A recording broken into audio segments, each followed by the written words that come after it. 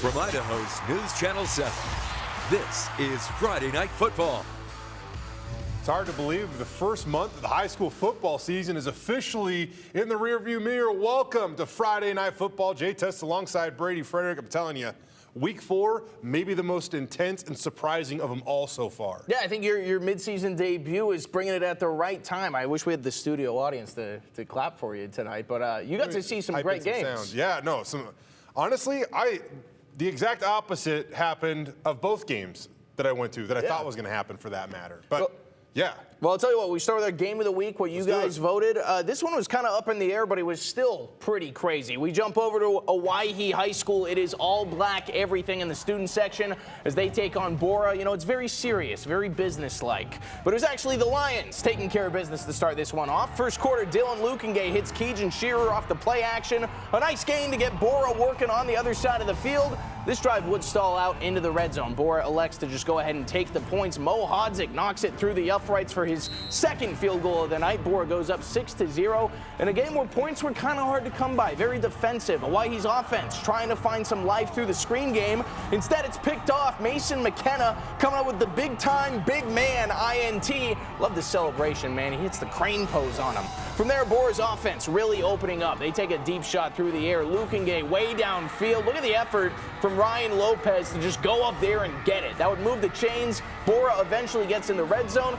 Looking to avoid yet another field goal, they go for it on 4th and down. This time, Lukengay right over the middle. Mason Monteleone has his man beat, and you know who loved that one? That's our guy, John. You know he loved that one. The fist pump. That made it 13-0 in favor of his team, the away team, the Bora Lions, but there's still time for Hawaii to make something happen before halftime. Hawaii's Aiden Joy giving him a boost by way of the special teams. It looked like he could have taken this one to the house, but they are going to be more than happy with 50 yards towards the other side of the field. So 6 seconds before half, time for one deep shot. It's a good look, but it's broken up by Lopez, the senior, making plays on both sides of the field. Hawaii would take the field goal, 1 second to go. They get it. Bora takes a 13-3 lead into halftime, and they go on to topple undefeated Hawaii 23-10.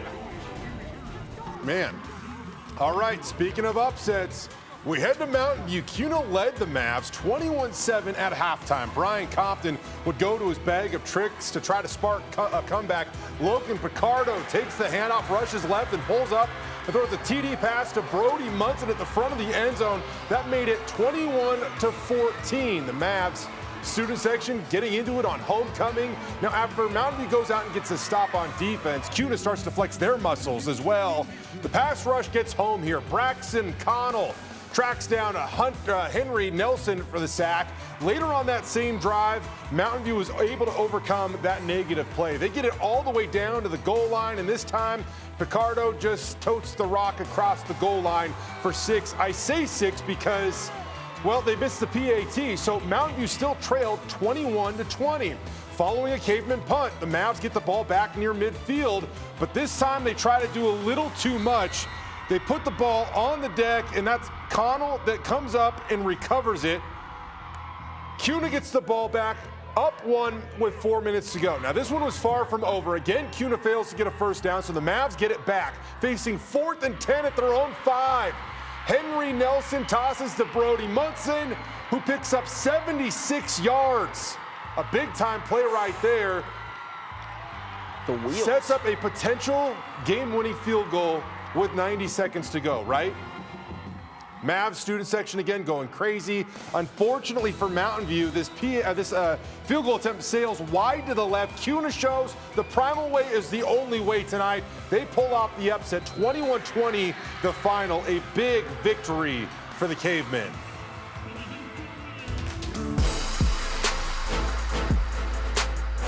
Tayshawn's been balling, dude.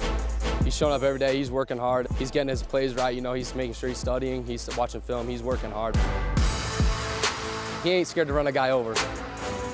He's super fun to block for. I think he's going to be that guy for a super downhill runner that's willing to get you those 2 or 3 yards when you need them. Tayshawn, power back. I mean, if he's running down the A gap and that hole is wide open, he's not running around you. He's running through you, and he's going to score a touchdown.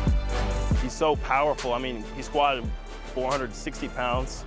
I mean, every time he hits the hole, it's just like a train is hitting a brick wall. Like, you're not stopping it. He's going to run through you. Tayshaun Reese and Rocky Mountain are rolling to start the season. Yeah, he's been a ton of fun to watch early in the year. He's kind of the living embodiment of that Marshawn Lynch quote. You just keep running through someone's face over and over and over and over and over. Yeah, you're going to see him in this highlight reel tonight. We're at Donald Larson Park, Rocky Mountain taking on Capital. It was an explosive first half, but actually the name of the game in this one was defense. We'll show you the opening drive. The senior quarterback, Austin Rovig, throws a pass to Cade Benedict, but it is actually picked off by Capital's Wyatt Call, who's going for the return, but check this out. Rocky Mountain's Jeff Thompson doesn't give up on the play, forces a fumble. In the end, it's Rovig recovering it. So Rocky Mountain then is able to convert on this drive with an excellent run by our guy right there, Tayshaun Reese, over and over. Later on in the game, they're going for Caden Kimball Turner, running the ball up it. Fumbles recovered by the defense that time on the 1 yard line. A tough spot to be in. A good opportunity for the Rocky defense to try to get it back. They end up doing so. Jack Smith is the target, but it's Riker Clyde taking that one in for 6 points. So into the second quarter, Rocky Mountain would punt it away to Capital, but this time they give it right back again. They overthrow the receiver. It's into Trey Broadbent's hands, letting him get yet another pick six for the Grizz. Rocky Mountain showing up, firing on all cylinders in this one. And over. 56-14 as the final. We have too much fun on this show. Up next, Timberline traveled over to Meridian looking to pull off an upset. We pick it up in the first quarter. Braden Gustad coming up and run support. Delivers a big blow. This one was still 0-0 after one. So to start the second, Jeremiah Dominic and Gibson Van Tol team up for the tackle for loss down inside the red zone. But on the very next play, following a timeout, they motion a man out of the backfield, and Jack Brandt hits that man who dives into the end zone for a touchdown. That made it 7-0. Timberline was flying around on defense. They were everywhere. Here's Nash O'Kelly getting the sack. Timberline picks up a win at Meridian, 21-13 the final, an epic win for the Fightin' Ian Smarts. Man, they had a tough year last year, but having a great year so far this year. That is tremendous. We got to look up how long it's been since they've beat Meridian. That is incredible. We jump over to Centennial High. It was M's up for most of this one. The Middleton Vikings, as you can see, having a lot of success in the run game. Jake Perez takes the handoff. O-line leading the way. He gets all the way within 5 yards. So Middleton is going to go ahead and keep going with what has been working. Sticking behind the big boys up front this time. Quarterback Drew Holman going to keep it himself. They help him power over the line for Middleton's 7th touchdown of the game. They jumped out to a 49-0 lead after that one. A little bit of time left in the third quarter. But guess what? No shutout tonight. Centennial gets things working. Even though they had to dip into the bag of trips, look at this, the double pass. Working to perfection. It ends up going all the way to the end zone. A solid effort to wrap this one up, but like we said, Middleton just working everything tonight. They go on to take this one 49-7. Well, there was a little Thursday night football action. So last night, undefeated Boise welcomed Eagle to DLP. And the Mustangs, they're kind of riding high after a 68-0 victory over Centennial last week. The Brave, on the other hand, they had plenty to boast about. They had won 10 of their last 13 games dating back to the start of last season. So we picked this one up with Eagle up 7-0 midway through the second quarter. Noah Burnham runs a slant, gets absolutely blown up by Grant Spillman. But the junior playmaker somehow holds on to it to move the sticks. Later on that same drive on 4th and 5 from just outside the red zone, Austin Ramsey hits sophomore Lucas Makita. Yes, another Makita for the Mustangs. He goes 35 yards for the score to make it 14-zip. How about a little bit of defense? Boise High QB Trevor Schoolfield is one of the best in the States. But this dude was running for his life last night. Thomas Priegel lays the wood right there. The Brave would go bold and roll the dice from midfield on 4th down right before halftime, but the pressure gets home again. Credit Cole Brooks with the sack right there, a turnover on downs. A few plays later, Ramsey finds Trayson Anderson in the flat. The senior tight end does the rest. Eagle rolls 43-21 the final.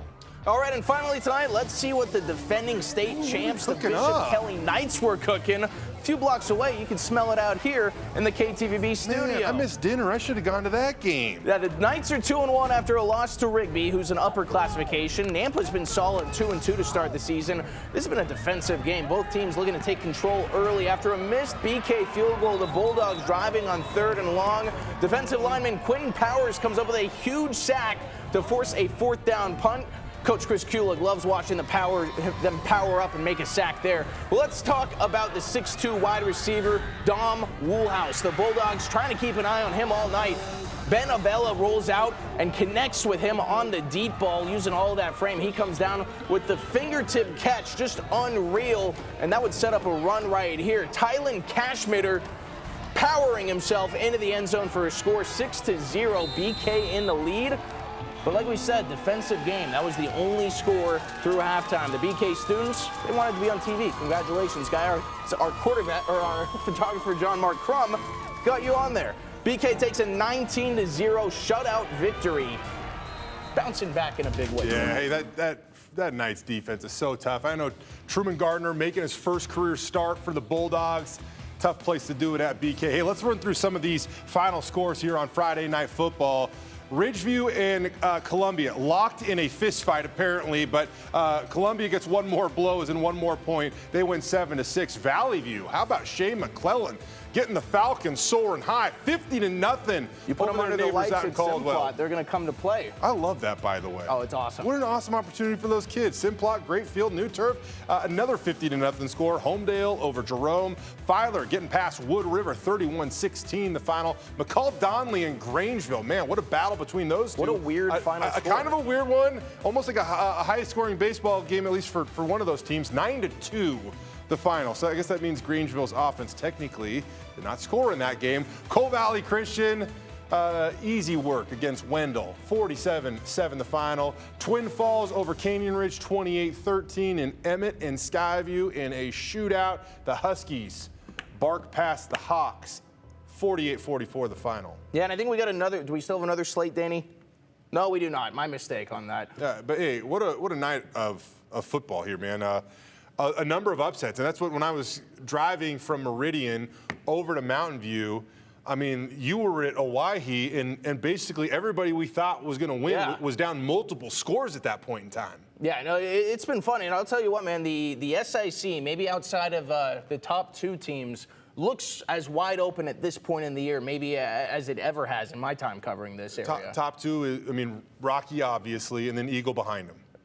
That's how it would feel, but I think they're a lot closer than those records stand. Rocky, of course, is undefeated. Eagles' sole loss comes to West Linn, Oregon. It's always a little weird when you go out of state, but West Linn, Oregon is legit. Yeah, they're a tremendous team. When they organized the Northwest Showdown this year, Eagle specifically said, "We want the best team." Yeah, and they got the best team, and I mean. Hey, you could speak on this more than I could actually, Brady, but they were in that game until Noah Burnham went down, and then all of a sudden that thing swung quickly in West Lynn's favor. Yeah, and no surprise because Noah Burnham is one of the best running backs, one of the best overall players in not just SIC football, in the state of Idaho in the high school ranks. But they still hung in a lot of ways. They still were able to do some big things. By the way, West Linn, do you know who was a proud graduate of West Linn High School? Gardner Minshew. No, that'd be interesting. I just wanted to mention his name. I knew it wasn't him. The Cougs need your support right now. No, Zach Holmes. Oh, we're doing a feature story on tomorrow in Bronco Roundup Game Day. Great call. Made his first career start back in his home state of Oregon against the Ducks. I mean, it doesn't get any cooler than that for that kid. But yeah, more on Bronco Roundup in a moment because we want to touch on that because we have a big show coming up tomorrow. What was your takeaway from the night? I mean, outside of the upsets, Cuna, first-year head coach, the primal way. Man, they're doing something right with their culture over there. With those 5 a.m. practice starts or whatever they were doing? Early to rise, late to shine, because that's like, I don't know, that's a late game, but whatever. Awesome to see them do that. Ian Smart, man, like he is one of the good high school coaches around here. He has been dedicated to that program, And man, they're reaping the rewards of that dedication this year. My takeaway outside of the upsets, though, Jack Brandt is a dude, man. Oh, yeah. And he's only a junior. Hudson Lewis is, I think, his favorite target at wide receiver is also a dog. That would be my biggest takeaway. We talked about it plenty last season, the surge that the Boise Brave put together, and what was the tipping point of when Boise became a fluky good team who had a hot start to a legit, really good team, a playoff power in the Southern Idaho Conference. I think we're kind of getting to that point where Timberline it's not just a hot start. They're a legitimate team. We might be seeing them make playoffs for the first time in a while. I'm not being disrespectful, man, but Ian Smart's texting me right now. We're trying to get him over to the studio. I just don't know if that's going to work out where you can actually play a game in one night and make it here in time. So I'm going to keep you posted on that. But I was really impressed by him. And, you know, it's funny because another guy that plays quarterback had to leave Timberline to be able to play that position over at Rocky Mountain. So you could argue. And it's going very well for him, too. You could argue, I mean, I'm not trying to get ahead of myself right here because there's some pretty good quarterbacks in the conference. But, I mean, two of the best, I'm saying two of the best went to Timberline last year. Yeah, something's changing, man. Right? Usually it's not the city schools that are pumping out the great talent, but obviously things have changed because, as we've talked plenty about, Trevor Schoolfield, one of the best quarterbacks in our area as well. Yeah, that kid, man, he kept getting up last night, and I can't imagine that was... That is a tough test. Yeah, that was a tough test. By the way, unfortunately, thanks for the invite, but they're a little too far away to make it here by the end of the show. And so not going to be able to get Ian Smart in the Wolves tonight. I promise you we're going to get him soon, though. They play some Thursday night games, and that makes it favorable for those schools to come in. Oh, it's always nice when we can get another team in there. And by the way, you know, if you're a coach or a parent, just, you know, email us. Try to get it set up. We're always trying to scramble to get people going in here. I know it's a little late, but hey, stay up. Come out and hang out with us on Friday Night Football. So a fun week 4. And we'll remind you, if you missed any of the highlights, we're going to get these things for you online in a hurry at ktvb.com. Make sure you check them all out. We got all the final scores posted for you as well. And a rather fun week 4. Of course. Got to get anything else to add? Oh, we got to give a shout out to the photographers. I accidentally called John Mark a quarterback, but what a lot of people don't know is that the photographer is kind of the quarterback of the high school football highlight show, so it actually works. Pretty much is. That's a really good point. And as we've continued to mention, Carson Cloud, a producer, has been stepping up, learning how to shoot. He's getting better each week, just like you want to see a team get better each week. He has been cooking with these clips lately. Carson, I'm not going to lie, man. I forgot that you shot those Rocky highlights because they were so good. Keep it up, my man. That's about as good of a compliment as you can get from Jay. It is, man. I like a little sarcasm in there, and he hasn't been doing this for very long. So some great stuff from our team here at KTVB. A fun night. Going to be an early morning, though. Of course, and an exciting one. We'll go through all the you need to know in Bronco Roundup ahead of the home opener. And, of course, if you don't want to wake up at 9 a.m., we get it. Come join us at 7 p.m. digitally on KTVB Plus, the KTVB YouTube page. We'll show you what's happening on the field. Why are you making them pick? Just do both. I'm going to do both. I'm same. I kind of have to, but, you know, same. My mom's going to watch both. My girlfriend's going to watch neither. It's going to be great.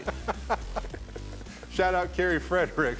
9 a.m. right here on KTVB. We'll be back live from the Blue about an hour before kickoff on KTVB.com as well as KTVB Plus. We're going to give you those latest looks, injury updates, who starts at center, who starts at right guard. Is Breezy Dubar going to be back in time to contribute tomorrow? Hey, is there any change in the pecking order at QB? Who knows? But you can find out right here on the official station for Bronco Nation. Yeah, you'll get our predictions. How many rushing touchdowns does Ashton Genty score? It's the fun thing about this one. There's no wrong answer. I don't think there is. You can say 11 and like maybe. I wouldn't say you're an idiot. That might happen. Not this time. Not this time. All right, everybody.